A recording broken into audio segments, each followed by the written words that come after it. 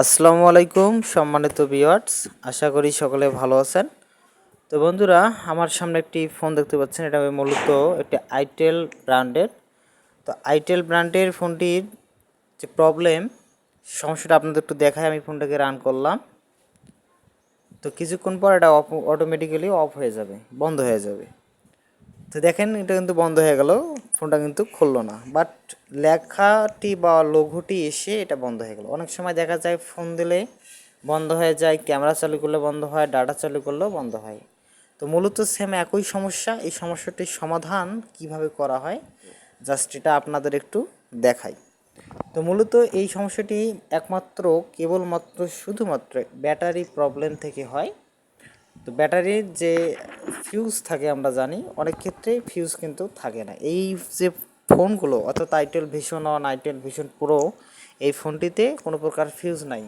তো ফিউজ যদি না থাকে তাহলে কীভাবে রিপেয়ার করব, তাই না? ফিউজের কানেকশন, ফিউজের যে মেথড, সেটা কিন্তু অবশ্যই যে ম্যাটেরিয়াল যে ডোপিং করা আছে, এটা ব্যাটারির যে ছেলের দুটি কানেক্টর আছে না, ওই কানেক্টরের সঙ্গে সংযুক্ত আছে। যতটুকু ভোল্টেজ ড্রপের প্রয়োজন বেশি চাপে, দেখেন এখানে কিন্তু কার্বন, ঠিক আছে, এখানেই সেই ম্যাটেরিয়ালসটা তারা ডোপিং করছে কোম্পানি। তো সেই আলোকে এই যে যে ডোপিংকৃত মাত্রায় যে ম্যাটেরিয়ালস আছে সেটা আপনারা তুলে ফেলবেন। আমি এটাকে ওপেন করলাম, তুলে ফেললাম, রিমুভ করলাম, বাতিল করে দিলাম। দেওয়ার পরে জাস্ট এখানে ডাইরেক্ট সরাসরি যে ছেলের দুটি কানেক্টর, যে ইয়ারবোর্ডের কানেক্টরের সঙ্গে, ঠিক আছে, যে আপনার ব্যাটারি সেলের যে বোর্ড আছে, প্রোটেক্টিভ বোর্ড, সেই বোর্ডে আমি কানেক্টিভ করে দিলাম। দেওয়ার পরে এটাকে অন করলাম, দেখেন এটা কিন্তু লোগোটা আসলো। আগে কিন্তু লোগো কী করছিল, অফ হয়ে গেছে। জাস্ট এখন দেখি যে লোগো দাঁড়িয়ে আছে, একটু পরে এটা অফ হয় কি না। তো দেখি, দেখার বিষয়।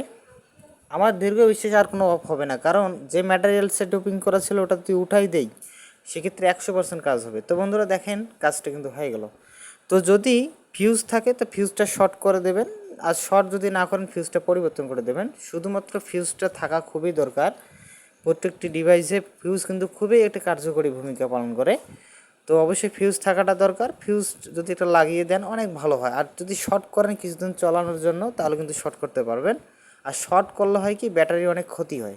তো ব্যাটারি ক্ষতি না হওয়ার কারণে এটা ফিউজটা পরিবর্তন করে দেওয়াই অনেক ভালো হয়। তো বন্ধুরা দেখেন, এখন কিন্তু খুব সুন্দরভাবে চলতেছে। তো আরও কিছু খুঁটিনাটি কাজ আছে, সেই কাজগুলো কমপ্লিট করলে আমার এই ফোনটির কাজ 100% ওকে হয়ে যাবে। তো বন্ধুরা ঠিক আছে, এতটুকু দেখানোর ছিল। আসসালামু আলাইকুম।